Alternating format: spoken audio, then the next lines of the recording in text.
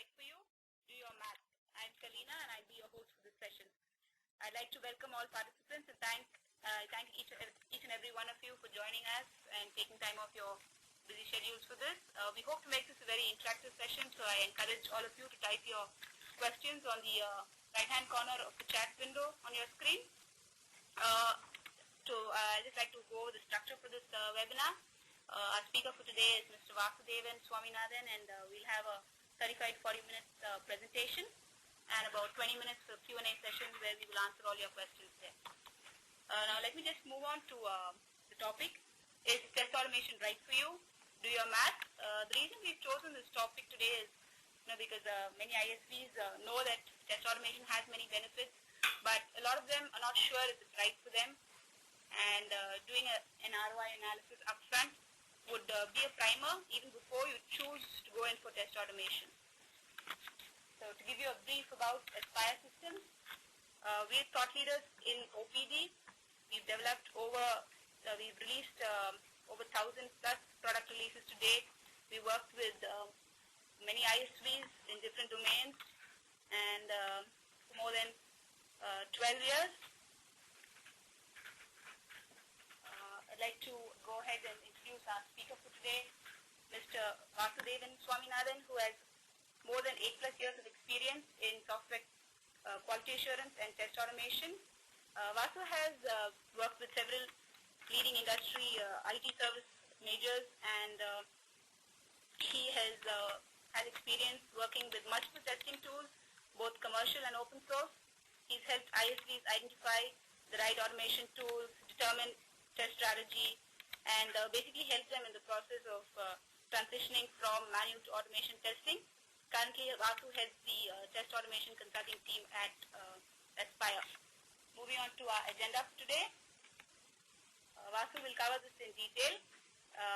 So I'd just like to take off here and once again encourage all of you to type in your questions, whatever questions you have, in the right-hand window of your chat screen. And we would take this up for discussion at the end of the session. Over to you, Vasu. Thanks, Elena. Thanks, Elena, for handing over the baton to me. First of all, a very good morning to those of you who are in Pacific time zone, and a very good afternoon to those of you who are operating in Eastern time zone. So the agenda for this session would be to talk about whether you are ready for automation and what factors you need to consider before you take the automation plunge, which is the test automation readiness checklist. And we talk about why you need to do an ROI analysis for automation, and followed by what parameters you use to measure return on investment success, and what steps you need to achieve maximum automation return on investment. We get into a brief glimpse on Aspire's Propel test automation calculator, which in the webinar was referred to as the Aspire test automation framework that we formerly used to call it so. And once we get into the automation accelerator, we'll share a few key aspects of the accelerator, and then move on to the ROI Calculator of Aspire, where we do a comparative case study for two cases. That is one, the automation return on investment using standard automation frameworks, and Aspire automation, automation return on investment using Aspire's Propel test automation accelerator. And before we conclude, we would like to put forth two case studies that we have done at Aspire for a couple of our customers. One being test automation implementation work, and the other one being test automation consulting work.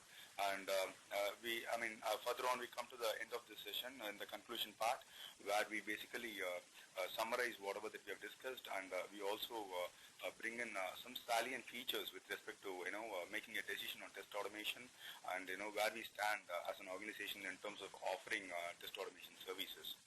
So keeping this agenda in mind, we would like to move on to the first slide, which is test automation readiness checklist. Before I actually take up the topic on automation readiness, let me give you some brief examples of software defects that we have identified in the recent past. That is, at a global level, some of the defects that have been, shaking the software testing industry. Now, the first case is BlackBerry's wireless email device issue, which happened due to an insufficiently tested software. and it caused a network failure for about a week for most of the customers in the North American region. I think some of you would have been aware of it.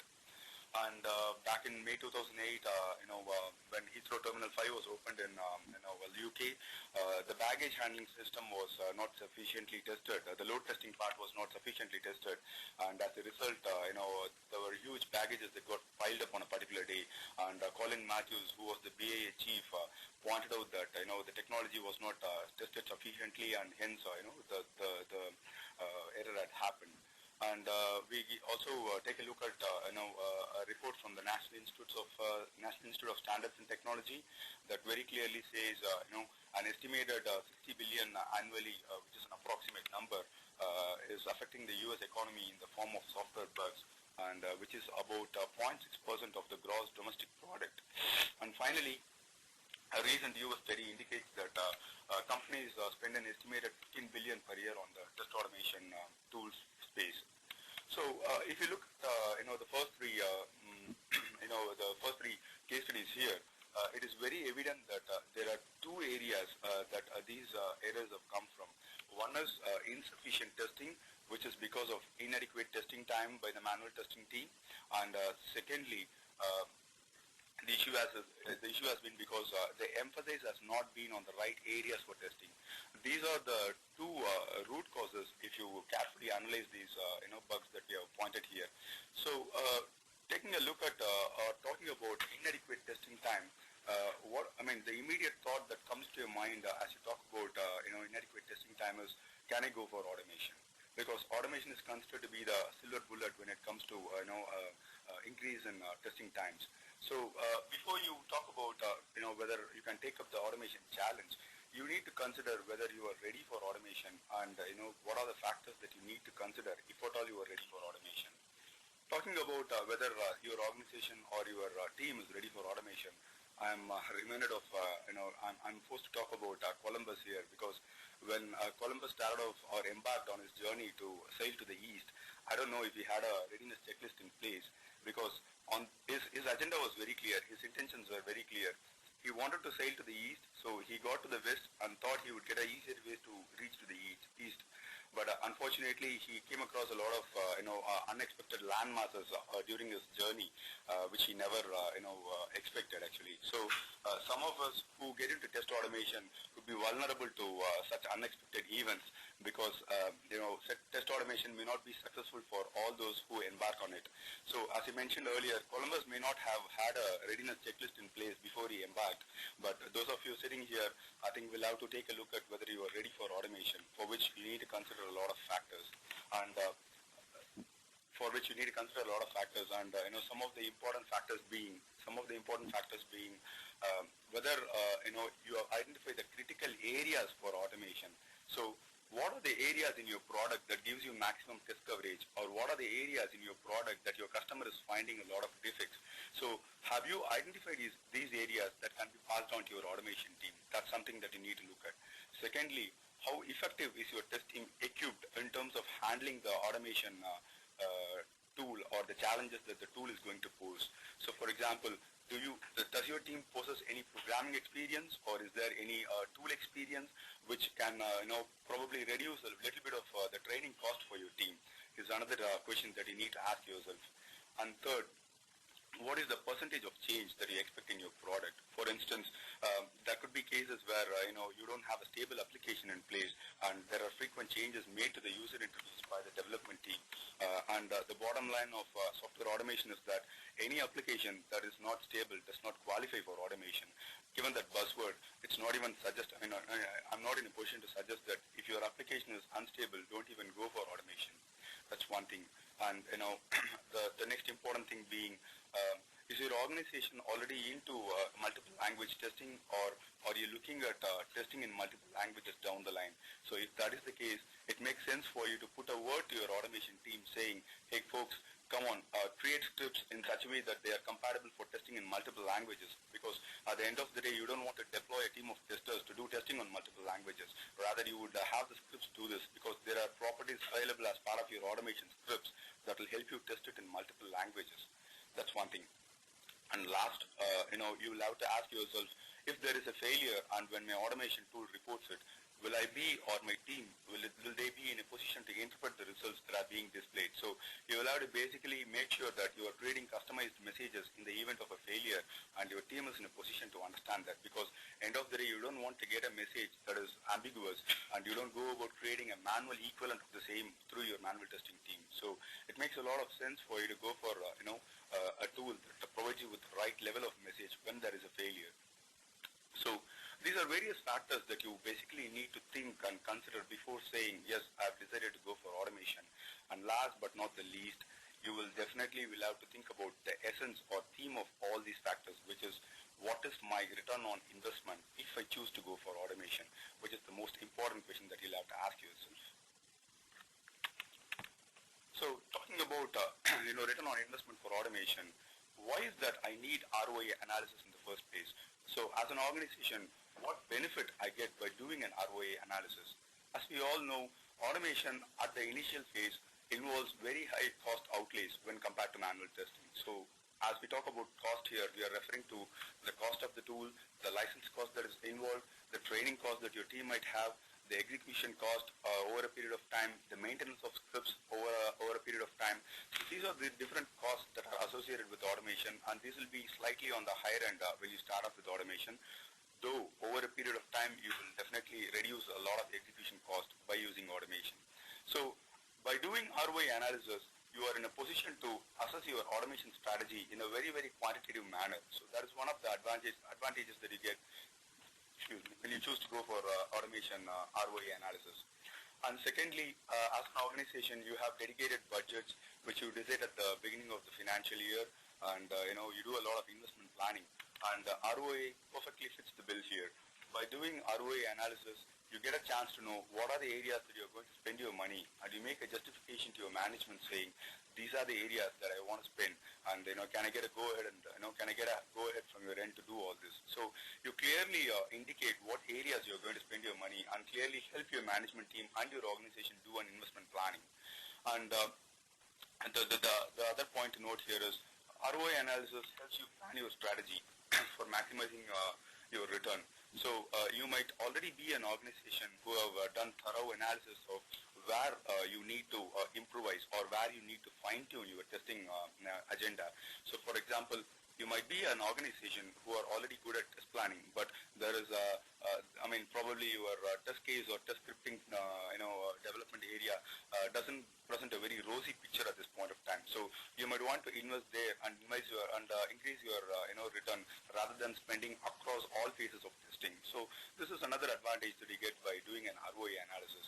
And finally, as I mentioned earlier, a detailed split up of various costs such as hardware, software, license, training, and all these costs can be had at different levels. That is, you start off with the cost, you know what the cost is at the beginning, you track the cost over a period of time. So during the middle of the year, probably you know what you have spent, what is remaining, and at the end of the year, you know what you have spent completely and what benefit you have got. So a detailed split up of various costs can be assessed by doing an ROI analysis. So these are some of the different reasons why you can go for ROI analysis and make sure that your investment in automation is a good decision to make. Okay, talking about, we spoke about why you need ROI analysis, and now we move on to what parameters you need to measure ROI success, or what yardstick you use to measure return on investment success for automation. The general formula for computing ROI, or the general way in which ROI is measured, is benefit of automation divided by cost of automation. That's the generic formula that everybody applies to. So benefits in a way is tangible and in a way is intangible, but the cost of automation, as I mentioned earlier, could be your license cost, your your team training cost, your tool cost, whether it is perpetual or on a yearly basis, and all this. But the general formula is, or the general success ratio of ROI is measured by the fact by comparing manual versus automation cost. But if you look at it, is that the only way of ensuring that you have got good ROI returns? Is that the only way to confirm that yes, I have got return on investment? Definitely not. That's one of the major areas that you obviously look at, or that is one of the key factors that you are interested in.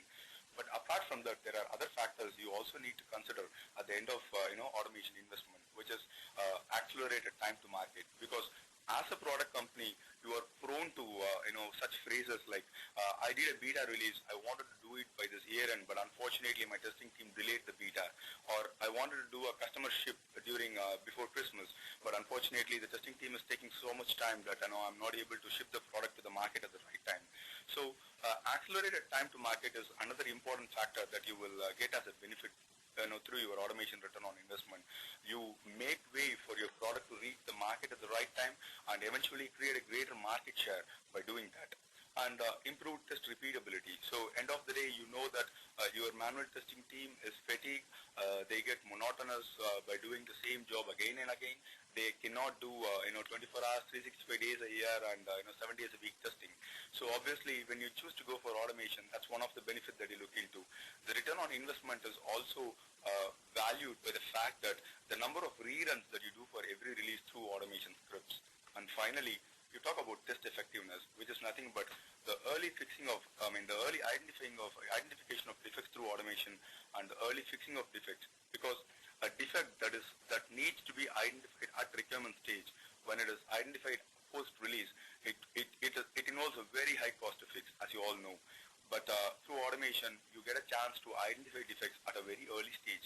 And obviously, the early you identify them, you get a chance to fix them early. So these are other factors that you definitely need to consider as part of your return on investment for automation, despite considering the fact that you get very good returns by reducing your manual cost. So these are other value adds that you get through return on investment for automation, or other parameters that you use to check ROI success. Let me just give you a small case study of one of my previous customer engagements, or one of the areas where I worked earlier. This particular project demanded about 4 weeks of manual testing effort from a dedicated team of 5 people. And despite the fact that we were putting that kind of effort, we still had release defects, and we had post-release defects and all that. And the business were very clear that they did not want to allow more than 4 weeks for testing. And our request for additional staff was also turned down. And end of the day, we didn't have a choice except to go for automation. So we identified the right tool. We invested about 6 months for a couple of our key testers, and we designed a framework that suited our current and long-term interests. And as we moved into automation, we had a chance to automate all our existing test cases, and eventually over a period of time, the execution time got reduced from 4 weeks to 1 week. But what is important to note here is not that we reduced the execution time by 4 weeks to 1 week, but we did not boast about it, but rather reinvested the saved time in expanding the test analysis and coverage on post-release defects and release defects. So what was the payoff that we got? The post-production incidents went down by 70 to 80%, and the savings to the company was pretty significant at the end of the year. To be pretty apt, it was better than what was allocated to the entire testing team budget. So that was the kind of value add that we brought in here. So if you look at it, we indeed reduced manual testing time, but we saved that time to invest in somewhere else, which was expanding the test analysis and coverage of release defects and post-release defects. So this is an ideal example that you can look at, where you can substantiate, the other additional factors apart from, manual versus automation costs. Okay. So how do you go about achieving maximum return on investment? Or when you plan to go for automation investment, how do you make sure that your organization gets the best return on investment? So the best return the first step towards achieving maximum return on investment lies in the automation framework design. So as you all know, the test automation framework is nothing but a set of assumptions, concepts, best practices, and of course people that provide support for automated software testing. So if you have a well-designed test automation framework, you definitely get a chance to further enhance return on investment by reducing development and maintenance costs. And we just wanted to present you some of the features of Aspire's Propel Test Automation Accelerator that will help you in reducing development costs, the key features that will help you in reducing development costs. So using Propel Test Automation Accelerator, you will be in a position to reduce development costs by 20 to 30% by purely through reusable components. Let me just give you a quick look at how our Propel Test Automation Accelerator looks like. So I'm not going to cover this particular framework in detail. I'm not going to cover our framework in detail, but I would, of course, want to highlight a couple of key features here that will, that the areas that I would like to emphasize are the ones that will help you in reducing development costs.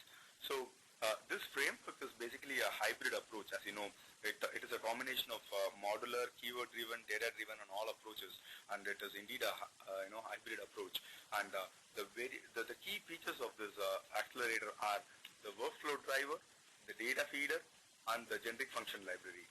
Now, what is important about the workflow driver is the fact that when an application's user interface goes through a lot of navigational changes, or if there are changes to the business flow, then basically what this workflow driver does is it expects the automation tester to feed data in the form of an Excel sheet about the navigational changes, and it will in turn take care when it comes across the navigational change in the user interface.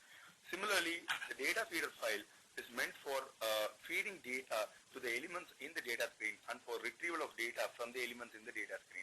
You basically feed an Excel file with these inputs, and the Excel file takes care of feeding data to the elements in the data screen and for retrieving the data from the elements in the data screen. So these are two components that you can that you cannot come across in any particular framework that you could have seen so far, because from my experience I have not seen something like this so far, because no particular automation framework has been developed on the basis of lessons learned from previous assignments, whereas we at Aspire, we have developed this framework based on our experience working with multiple customers on automation engagements. So the essence of this framework lies in the fact that it has been built based on lessons learned, and these workflow driver and data feeder are specifically meant from our previous project experiences. And all the more, we have something called a generic function library that we spoke about in the earlier slide that will help you reduce development cost by 20 to 30%, because the generic function library here at Aspire, as part of the Propel Test Automation Accelerator, is a constantly upgraded one or an updated one. So what happens is, whenever a customer engagement gets over, we talk about the lessons learned in the project, and we talk about the time that is being spent in a particular area. If probably there is a logic that we have had difficulty in trying to implement for about 4 to 5 days, we try to take that particular area and use our in-house automation experts to develop that code and make it as part of the function library. By doing this, when we have a customer who works with it next time, we make sure that we don't spend 4 days for applying that logic. We rather have that logic as part of the generic function library file, and we just tweak it to suit your interest. It's all about it. So we have so many components in there that have been developed by our experience with previous customers, and when a new customer comes in to work with us, we only take a portion of the code from there and tweak it to suit your interest. We don't develop components right from scratch, and that is the reason exactly why you save up to 30% of development cost time, script development time. So these are some of the very, very essential features of the framework that that would definitely impress you, and we will be definitely able to explain this more in detail when you get in touch with our technical or sales team. So I would like to move away from here again and come back to the test automation accelerator. The ROI test calculator. So as mentioned earlier, any investment that is made, whether it be in housing or in bonds, securities, anything, is made with an intention to get a return sooner or later, and it is no way different when it comes to the test automation ROI calculator. So the automation calculator itself is intended to give you an idea of what kind of return you can expect by investing in automation. And you can visit Aspire's proprietary automation ROI calculator online at www.aspersys.com/TA_ROI_calc. So I have given you the link here. Please go and visit this and have a good time there. You will be in a position to know what kind of return you can have for your particular product. So with an introduction, or now that I have pointed you to the test automation calculator, let me give you a quick comparative case study that we have made for using Aspire's automation return on investment calculator versus standard automation frameworks. So we have considered a set of parameters here for ROI computation, the parameters being the number of releases that are being made during the year by a customer, and the number of regression cycles per release. So that's what we are looking at here is about 16 regression cycles per year, and we have assumed that there would be at least 1,000 regression test cases, and the customer would be interested in testing for two configurations, which would be probably Windows XP and Oracle, and Windows 2003 and SQL Server. So apart from that, we have considered some cost factors here, which is the hourly cost of your manual testing resource, which is $30, an approximate cost for your QA environment, which is about $8,000, and some assumption for your automation tool license cost, which is $15,000, and a rate for your automation test resource, and finally the percentage of test cases that can be considered for automation, which is an optimistic number of 80, because we know that we have come across situations where vendors boast that it is possible to do 100% automation, but completely from an industry point of view, we have understood that it is not possible to go beyond 80% automation, and we have not taken a number beyond that. This is the most optimistic number that you can ever arrive at for your automation needs. And considering these parameters using a standard automation framework, the graph given below represents what kind of return you look at. So if you look at it, the return for the first year is on a negative trend of 46%. The second year it has slightly decreased, but it is still a negative trend of 14%. And on the third year you have a positive trend of 10%, followed by 31% in the fourth year, and finally at the end of fifth year you have a return on investment of 50% on your automation investment. This is again, as I want to emphasize, the automation return on investment using other automation frameworks, or what we call as standard automation frameworks. And I'll take you on to a slide now where we look at the return on investment using Propel Test Automation Accelerator. We have considered, or we have rather retained the same set of parameters here, so I don't want to go over it all over again, but I would like to point out the return on investment. Just look at the return on investment graph for automation. The first year, obviously, you have a negative trend due to the high cost involved in automation, which is about a negative trend of 29%. But subsequently, during the second year, you have a positive return of 12%, followed by 50%, close to 50% in the third year, and close to 70% in the fourth year, and 90% in the fifth year. Now, the question that would come up is, how do you achieve this using the Propel Test Automation Accelerator, for which the answer is very, very simple and straightforward. That's what we refer to in our framework, which is the generic function library. So the library is going to consist of a lot of reusable components, which reduces your script development time, and as a result, down the line, you get an investment of 90% at the end of 5 years. I mean, even if you're looking at 3 to 4 years time, you easily look at about 60 to 70% investment, which is a fantastic number when you look at the way Propel approaches it. So that's a comparative case study for you. I don't want to take a lot of time here.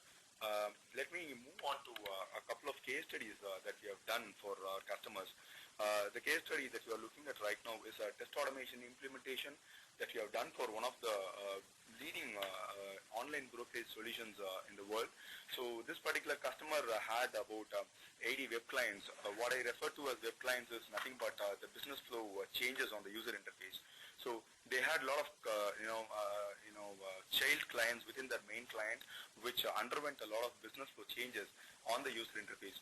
They initially came to us saying that we will have to create scripts for each of these 80, for which we said, we have a framework that will help you manage this without creating script for every individual web client.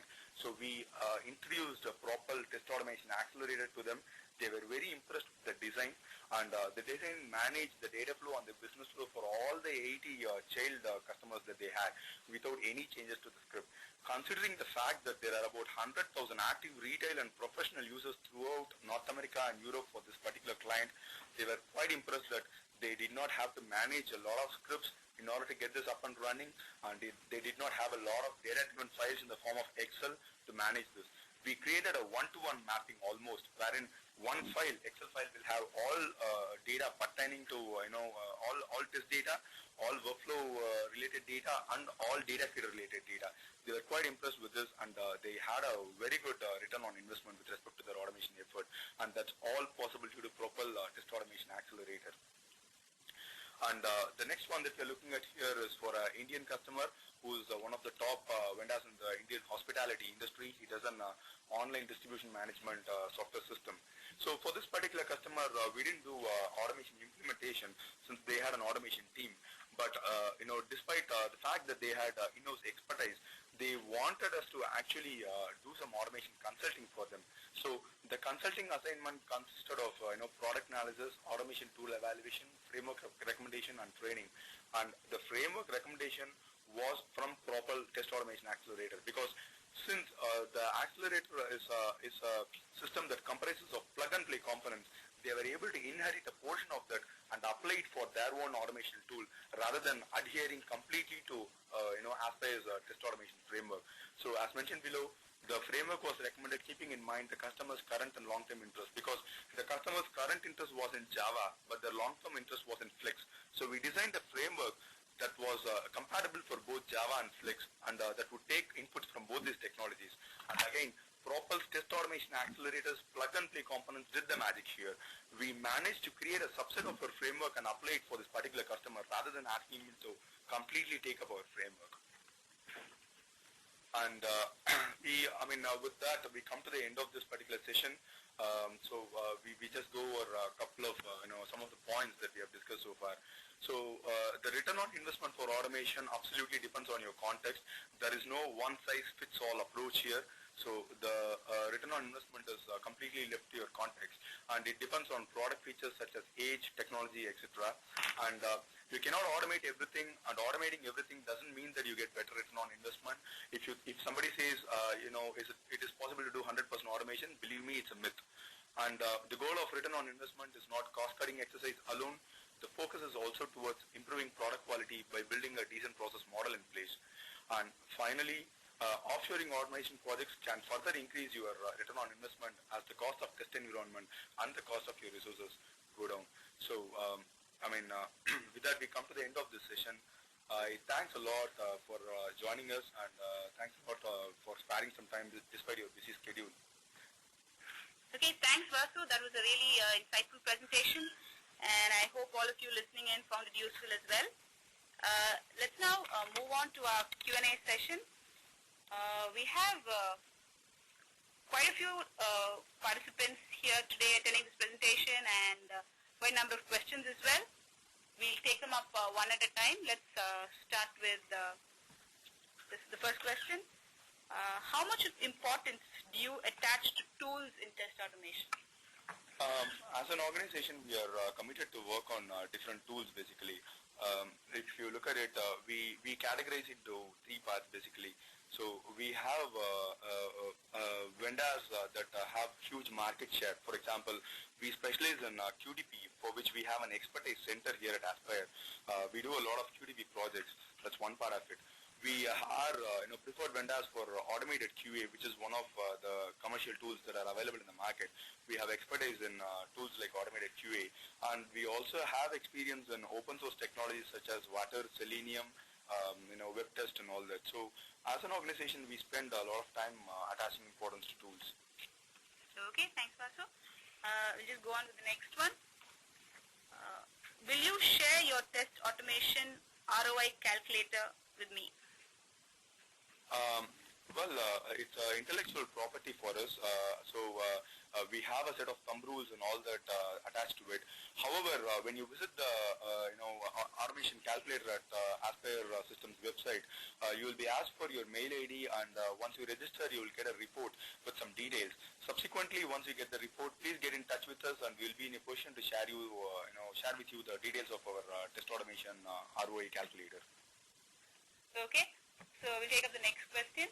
What is the time frame that it takes for a typical automation consulting, and does this involve figuring out the ROI as well?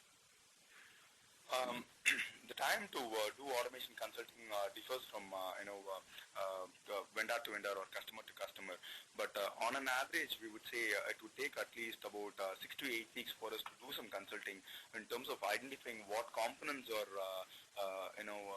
sent to us for automation, and what is that we need to look at, like custom controls used in the application, third-party controls used in the application and all that.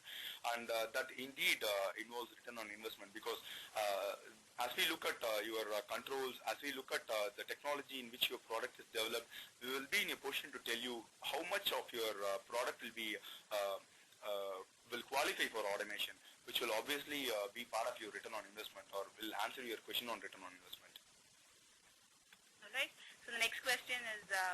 how will you customize your test automation framework for our product automation? That's a very good question, in fact, because ours is completely a plug-and-play component framework. So, as I told earlier, we have developed based on lessons learned from our automation engagements. So, when you choose to go or adhere to Asphare's automation framework, you get the chance of inheriting portions of it rather than subscribing to it as a whole. So, we will actually take a look at your application. We will evaluate our framework against your application, and we will tell you which parts of our framework need to be or suitable for your application or need to be attached to your application, and that's how we go about it. Okay, thanks, Vasu. The next question is, I have a heavy workflow-based product, and would automation work for it, or am I better off without automation? So the workflow, I'm not very sure what is being referred to as a heavy workflow, but as I mentioned earlier, we have the framework that is being designed has the ability to handle any number of business flow changes. So if you're talking about an application that will undergo severe changes with respect to the user interface business flow, we will be definitely in a position to handle it. But at the same time, if we are referring to something else here, we'll have to take a look at the application and then come back to you. Okay, so just move on to the next question. What open source technologies, development platforms have you worked with or support? I tried to answer this question partially during our automation tools discussion. So with respect to open source, we are an organization that are committed to working in open source technologies, and we have in-house expertise with respect to doing research on open source automation tools. In particular, Water, Selenium are two tools that we focus on open source. Apart from this, we have also had opportunities to evaluate tools like Canvas Web Test and Staff software test automation framework, tools like JMeter for performance and all that. We also had a chance to work on Ruby on Rails. We have done a couple of projects on Ruby on Rails. Okay. The next question that we have is, how does Aspire typically start a test automation engagement? We send a proposal to the prospect, and we talk to you. We send you a proposal, and once we agree upon it, we send a team of senior consultants to your premises and evaluate the product, which will involve some documentation, and we do a gap analysis basically on your existing process. So the gap analysis will basically reveal what gaps exist in the system at that point of time, and we suggest remedial measures to address them. And these remedial measures will go into the solutions that we offer. And once we start off there, we then get into a process mode where we go about automating your test suite. We suggest the right tool for you by doing a tool evaluation, and we take your judgment when it comes to the tool evaluation. We compare multiple tools and tell you which tool suits you the most, and then take the tool for automation. We do a POC, proof of concept, to tell you that how compatible or how effective is that particular tool with respect to your product, and then we get into the actual model of automating your regression or functional test cases or your smoke test cases. Okay, so let's get on to the next question. My product handles heavy transaction volumes to the tunes of millions of records per minute. What tool do you recommend for load testing, and how complicated would the automation be?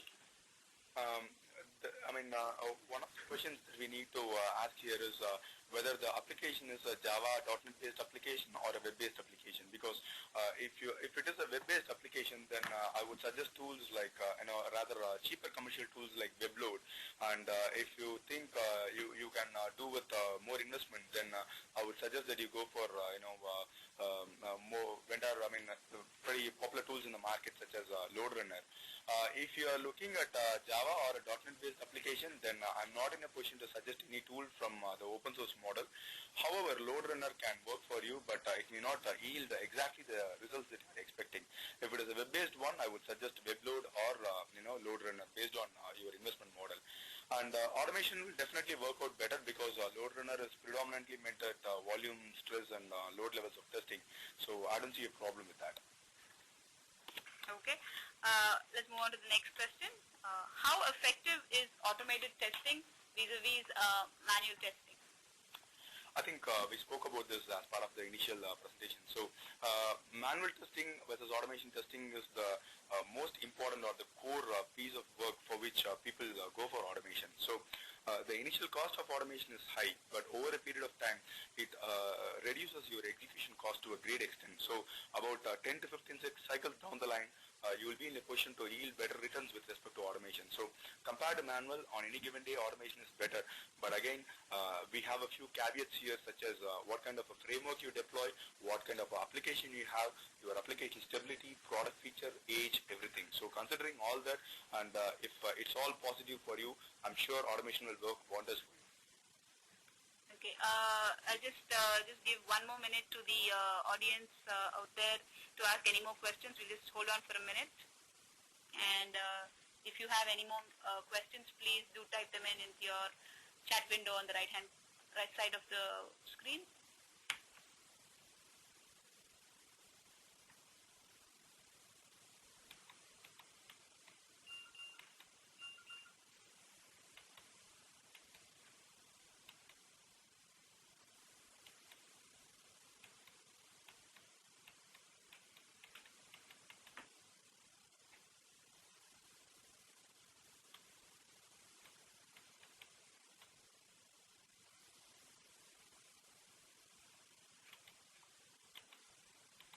So this is the last question that we have for the day is, could you share this presentation with us? Certainly we share this presentation. We can send it out to whoever would like this presentation. All of the participants, we'll be sending out a presentation to them. So thank you very much for your time today, folks, and great to have you here with us. If you have, you could also address any more questions that you have to Vasudevan directly. Vasu's ID is given here. So thanks for your time again, and we'll wind this up.